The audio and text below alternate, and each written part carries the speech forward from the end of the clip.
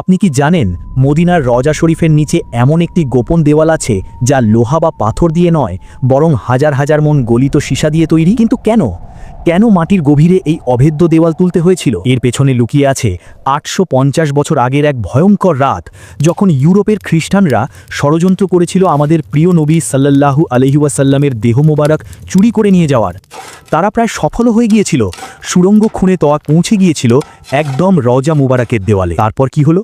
কিভাবে ব্যর্থ হলো সেই নাপাক ষড়যন্ত্র, আর কিভাবে এক স্বপ্নের মাধ্যমে রক্ষা পেল বিশ্বনবীর পবিত্র শরীর? এই ঘটনা না জানলে আপনার ইসলামের ইতিহাসের অনেক বড় একটি অধ্যায় অজানা থেকে যাবে। চলুন ফিরে যাই সেই রাতে। ইতিহাসের এই অজানা সত্য জানার আগে নবীর প্রতি ভালোবাসা ও সমর্থনে একটি লাইক রেখে পাশে থাকুন। মদিনা মুনাওয়ারার রাত, চারিদিক নিস্তব্ধ। মসজিদে নববীর সবুজ গম্বুজের নিচে এক অলৌকিক শান্তি বিরাজ করছে। রওজায়ে রাসূলের পাশে মুসলমানরা নিশ্চিন্তে ঘুমিয়ে আছে।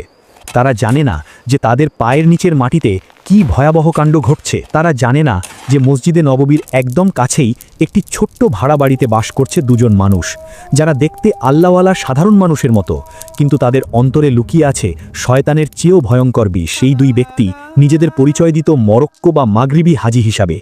বাহ্যিক দৃষ্টিতে তারা ছিল অত্যন্ত নেককার। তাদের মুখে লম্বা দাড়ি, হাতে সবসময় তসবিহ আর মুখে আল্লাহর জিকির। মদিনার মানুষ তাদের দেখে মুগ্ধ হতো।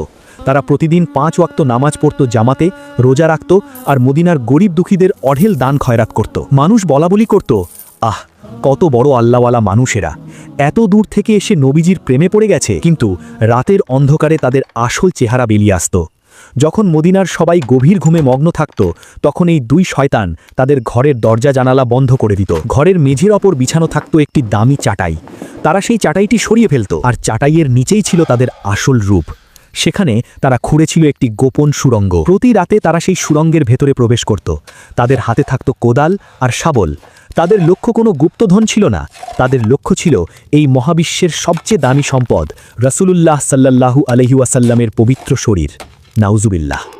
তাদের পরিকল্পনা ছিল ইউরোপের খ্রিস্টান শাসকদের খুশি করার জন্য নবীজির পবিত্র দেহ চুরি করে ইউরোপে নিয়ে যাওয়া।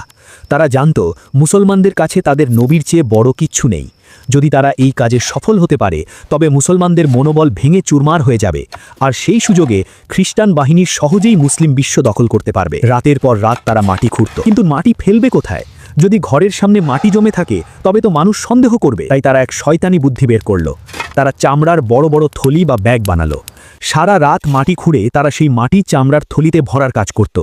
আর যখন রাতের শেষ প্রহর আসত, ফজরের আজানের ঠিক আগে, তখন তারা সেই মাটির বস্তা কাঁধে করে মদিনার বাইরে চলে যেত এবং নির্জন জায়গায় ফেলে আসত। দিনের বেলা তারা আবার সেই নেককার সাজার অভিনয় করত। এভাবে দিনের পর দিন, রাতের পর রাত কেটে গেল। তাদের সেই নাপাক সুড়ঙ্গ ধীরে ধীরে রওজা শরীফের দিকে এগিয়ে যেতে লাগল। তারা হিসাব করে দেখল তাদের বাসা থেকে রওজা শরীফের দূরত্ব আর মাত্র কয়েক গজ বাকি। আর হয়তো ১ সপ্তাহ অথবা তারও কম সময়, তারপরই তারা পৌঁছে যাবে সেই পবিত্র দেওয়ালের কাছে। তারা আনন্দে আত্মহারা হয়ে উঠল। তারা ভাবল তাদের মিশন সফল হতে যাচ্ছে। তারা পরিকল্পনা করে ফেলল কিভাবে দেহ মোবারক বের করবে, কিভাবে মদিনার বাইরে নিয়ে যাবে এবং জাহাজে করে পালানোর ব্যবস্থা করবে। সবকিছু তাদের পরিকল্পনা মতোই এগোচ্ছিল। কিন্তু তারা একটা কথা ভুলে গিয়েছিল। তারা ভুলে গিয়েছিল যে যিনি জীবিত অবস্থায় আল্লাহর প্রিয় ছিলেন, ওফাতের পরেও তিনি আল্লাহর কাছে সর্বাধিক প্রিয়। আল্লাহ নিজেই ঘোষণা দিয়েছেন তার হাবিবকে রক্ষা করার। আর আল্লাহ যখন কাউকে রক্ষা করার দায়িত্ব নেন, তখন পৃথিবীর কোনো শক্তি তার ক্ষতি করতে পারে না। মদিনা থেকে হাজার হাজার মাইল দূরে সিরিয়ার রাজধানী দামেস্কে সেখানে রাজত্ব করতেন মুসলিম বিশ্বের অন্যতম শক্তিশালী এবং পরহেজগার শাসক সুলতান নুরুদ্দিন জঙ্গি রহমতুল্লাহ আলাইহি। তিনি ছিলেন ক্রুসেডারদের আতঙ্ক। কিন্তু সেই রাতে দামেস্কের রাজপ্রাসাদে সুলতানের ঘুম আসছিল না। রাতের প্রথম প্রহরে সুলতান ঘুমিয়েছিলেন। হঠাৎ তিনি এক ভয়ঙ্কর স্বপ্ন দেখে ধড়ফড় করে জেগে উঠলেন। তার পুরো শরীর ঘামে ভিজে গেছে। বুকের ভেতরটা কামারশালার হাঁপড়ের মতো ওঠানামা করছে। তার চোখ দিয়ে অঝরে পানি পড়ছে। তিনি স্বপ্নে যা দেখলেন তা কোনো সাধারণ স্বপ্ন ছিল না। তিনি স্বপ্নে স্বয়ং রাসূলুল্লাহ সাল্লাল্লাহু আলাইহি ওয়াসাল্লাম তার সামনে দাঁড়িয়ে আছেন। কিন্তু নবীজির চেহারা মোবারক মলিন, সেখানে গভীর উদ্বেগের ছাপ। নবীজি সুলতানের দিকে তাকিয়ে আঙুল দিয়ে দুজন লোককে দেখাচ্ছেন।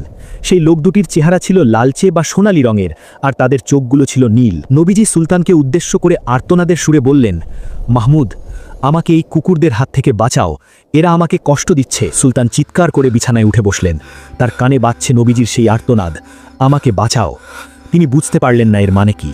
নবীজি তো ইন্তেকাল করেছেন, তাকে আবার কে কষ্ট দিতে পারে? সুলতান অজু করলেন, নামাজ পড়লেন, আল্লাহর কাছে কান্না করলেন, তারপর মনকে শান্ত করে আবার শুয়ে পড়লেন।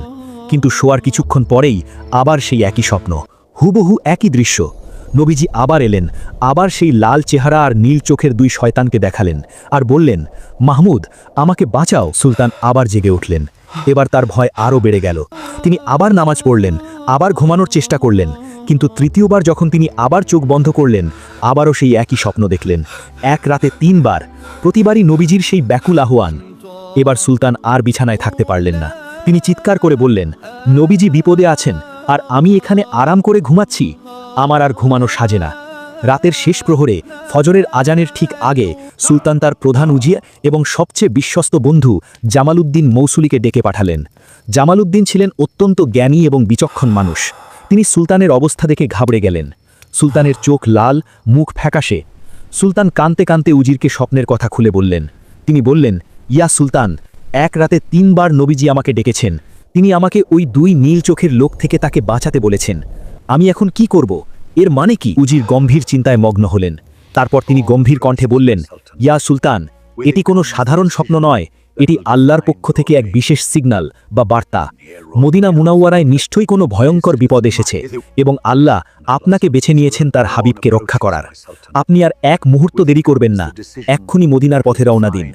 সুলতান বললেন, কিন্তু আমি সেই 2 লোককে কিভাবে চিনব? মদিনায় তো হাজার হাজার মানুষ। উজির বললেন, সেটা মদিনায় গিয়ে দেখা যাবে, আগে আমাদের পৌঁছতে হবে। আর হ্যাঁ, এই সফরের কথা কেউ যেন না জানে, এটা হবে একদম গোপন মিশন। যদি শত্রুরা টের পায় তবে তারা পালিয়ে যাবে বা সতর্ক হয়ে যাবে। সুলতান নুরুদ্দিন জঙ্গি তৎক্ষণাৎ সিদ্ধান্ত নিলেন। তিনি তার 20 জন বাছা বাছা শক্তিশালী অশ্বারোহী সৈনিক এবং উজিরকে সাথে নিলেন। সাথে নিলেন প্রচুর স্বর্ণমুদ্রা এবং দামি উপহার।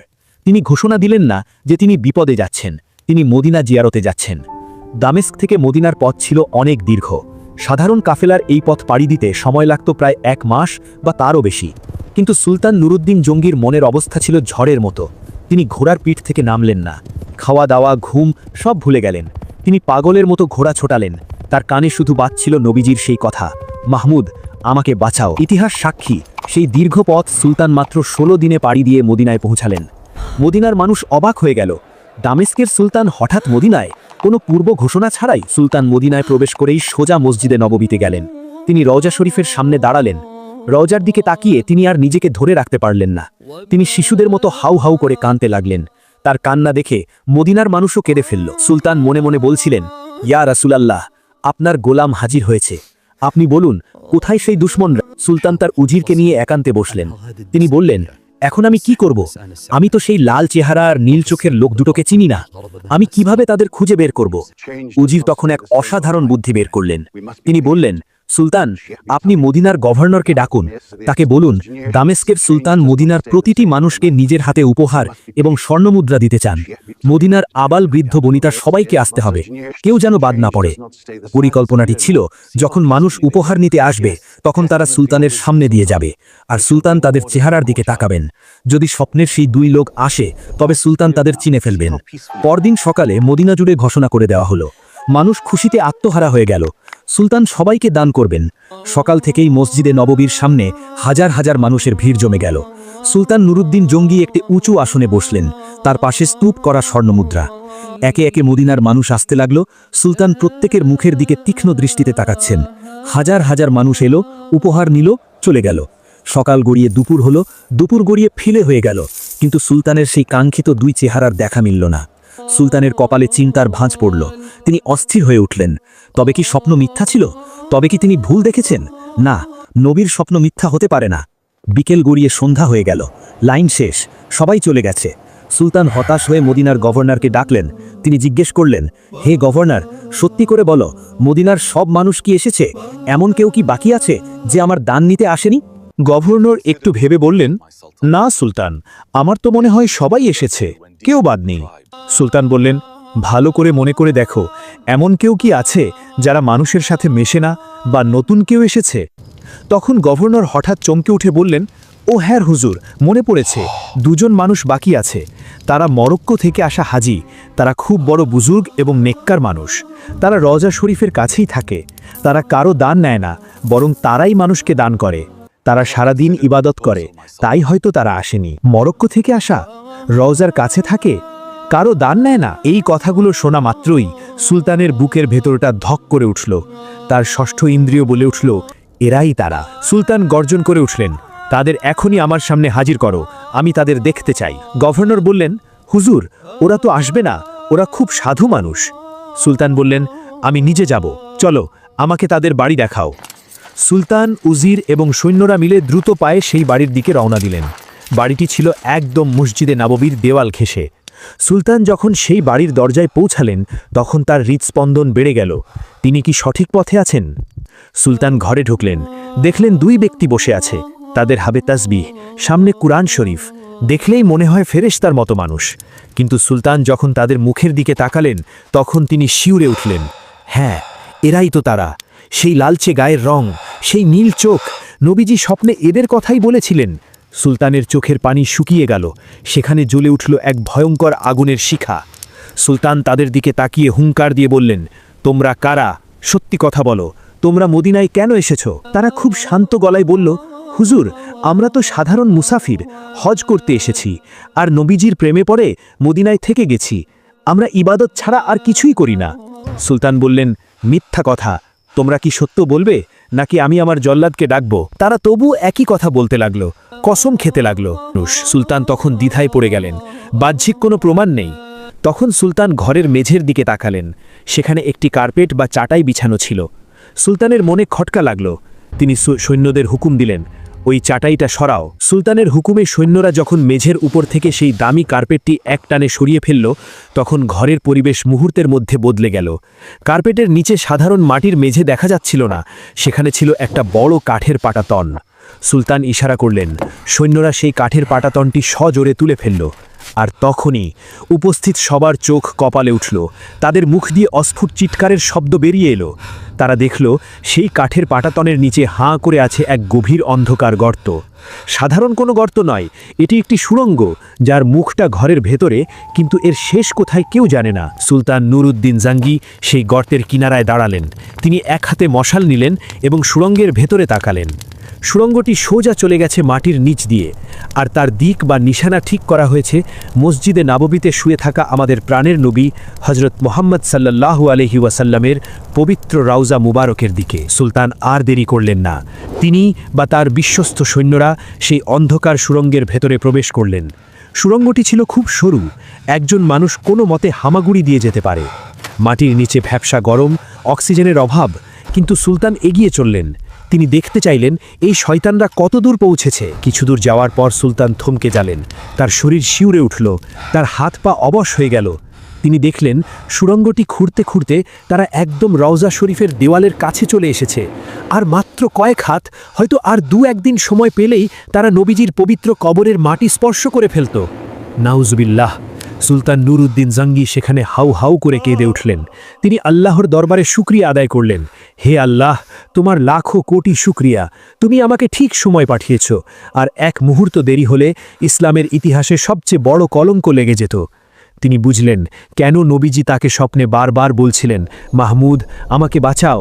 বিপদটা যে এত কাছে চলে এসেছিল তা কেউ কল্পনাও করতে পারেনি। সুলতান সুড়ঙ্গ থেকে বেরিয়ে এলেন, তার চেহারা তখন রাগে আগুনের মতো লাল হয়ে গেছে। তিনি খাপ থেকে তরোয়ার বের করলেন। সেই দুই ছদ্মবেশী দরবেশ যারা এতক্ষণ সাধু সাজার ভান করছিল, সুড়ঙ্গ আবিষ্কৃত হওয়ার পর তারা ভয়ে থরথর করে কাঁপতে লাগল। তাদের মুখের রং ছাইয়ের মতো হয়ে গেল। তারা বুঝতে পারল তাদের খেলা শেষ। সুলতান তাদের গলার কাছে তরোয়ার ধরে গর্জন করে বললেন, এখন সত্যি কথা বল, তোরা কারা? তোদের এই জঘন্য কাজের হুকুম কে দিয়েছে? যদি এক বর্ণ মিথ্যা বলিস তবে এখনই তোদের গর্দান উড়িয়ে দেব। মৃত্যুর ভয় মানুষকে সত্য বলাতে বাধ্য করে। তারা তখন কাঁপতে কাঁপতে তাদের আসল পরিচয় দিল। তারা বলল, হুজুর, আমাদের মাফ করুন, আমরা মুসলমান নই, আমরা স্পেনের খ্রিস্টান। আমাদের পাঠানো হয়েছে ইউরোপের খ্রিস্টান রাজাদের পক্ষ থেকে। তারা বলতে লাগলো, আমাদের প্রচুর ধন সম্পদ আর টাকার লোভ দেখিয়ে পাঠানো হয়েছে। আমাদের মিশন একটাই ছিল, যে কোনো মূল্যে আরবের নবী মুহাম্মাদের দেহ চুরি করে ইউরোপে নিয়ে যাওয়া। খ্রিস্টানরা মনে করে যদি তারা নবীর দেহ তাদের দখলে নিতে পারে তবে মুসলমানরা মানসিকভাবে ভেঙে পড়বে, তারা কাবা ছেড়ে ইউরোপের দিকে মুখ করবে, আর এই সুযোগে তারা জেরুজালেম সহ পুরো মুসলিম বিশ্ব দখল করে নেবে। সুলতান জিজ্ঞেস করলেন, তোমরা এই মাটি ফেলতে কোথায়? কেউ দেখল না কেন? তারা বলল, আমরা দিনে ইবাদতের ভান করতাম আর রাতে মাটি খুঁড়তাম। সেই মাটি আমরা চামড়ার ব্যাগে ভরতাম, আর ফজরের আজানের সময় যখন অন্ধকার থাকত তখন আমরা সেই মাটি মদিনার বাইরে গিয়ে ফেলে আসতাম। আমরা মদিনার মানুষের সাথে মিশে গিয়েছিলাম যাতে কেউ আমাদের সন্দেহ না করে। তাদের এই স্বীকৃতি শোনার পর সুলতান নুরউদ্দিন জঙ্গি তাদের দিকে ঘৃণার দৃষ্টিতে তাকালেন।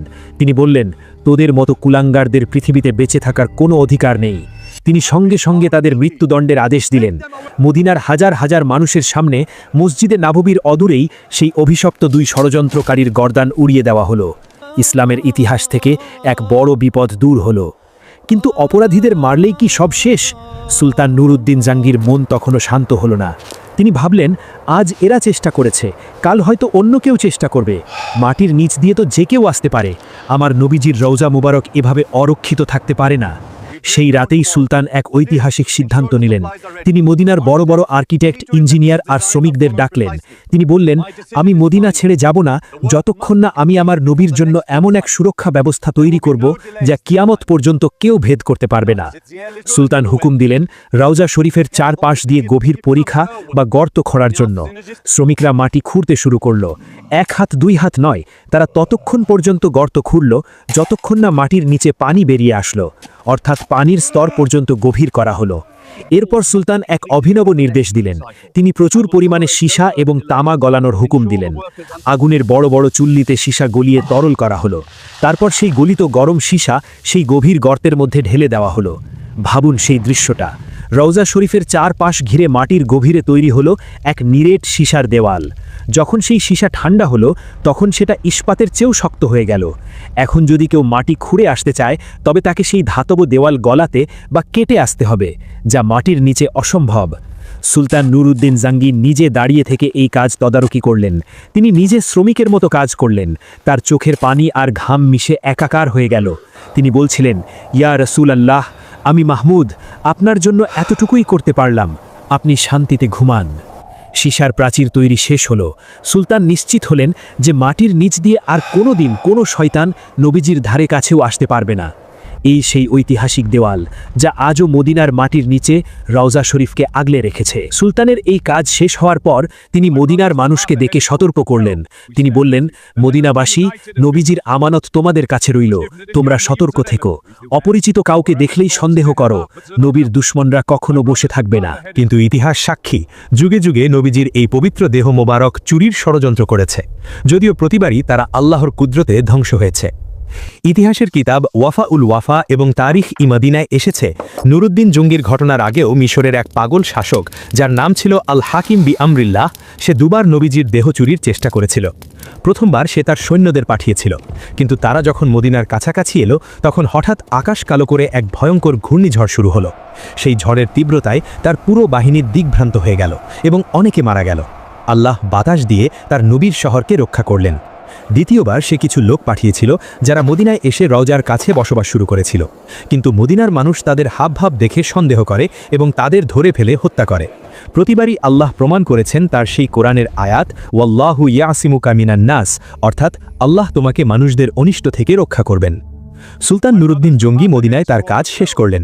তিনি মদিনার নিরাপত্তা ব্যবস্থাকে আরও শক্তিশালী করলেন। যাওয়ার সময় হয়ে এলো। বিদায়ের দিন সুলতান শেষবারের মতো রওজা শরীফের সামনে এসে দাঁড়ালেন। তার চোখ দিয়ে দরদর করে পানি পড়ছিল। তিনি রওজার জালি ধরে শিশুদের মতো কাঁদছিলেন। তিনি ফিসফিস করে বলছিলেন, ইয়া রাসূলুল্লাহ, এই অধম মাহমুদ আপনার জন্য এতটুকুই করতে পারল। আপনি সাক্ষী থাকুন, আমি আমার জানমাল দিয়ে আপনার ইজ্জত রক্ষা করার চেষ্টা করেছি। কিয়ামতের দিন আপনি আমাকে ভুলে যাবেন না। মদিনার মানুষ সুলতানকে বিদায় জানাতে এলো। সবার চোখে পানি। যে বাদশাহ তাদের এত বড় বিপদ থেকে বাঁচিয়েছেন তাকে বিদায় দেওয়া ছিল খুব কষ্টের। সুলতান নুরউদ্দিন জঙ্গি মদিনা থেকে কিছু মাটির সাথে নিয়ে দামেস্কে ফিরে গেলেন। তিনি ওসিয়ত করেছিলেন, আমি মারা গেলে আমার কবরের গালের নিচে যেন মদিনার এই ধুলো মাখা মাটিটুকু রেখে দেওয়া হয়। দামেস্কে ফিরে আসার পর সুলতান আরও বেশি ইবাদত বন্দেগিতে মন দিলেন। তিনি সব সময় ভাবতেন নবীজি তাকে কত বড় সম্মান দিয়েছেন। 1174 খ্রিস্টাব্দে এই মহান মুজাহিদ ইন্তেকাল করেন, কিন্তু তার তৈরি করা সেই সীসার দেয়াল আজও মদিনার মাটির নিচে পাহারাদার হয়ে দাঁড়িয়ে আছে।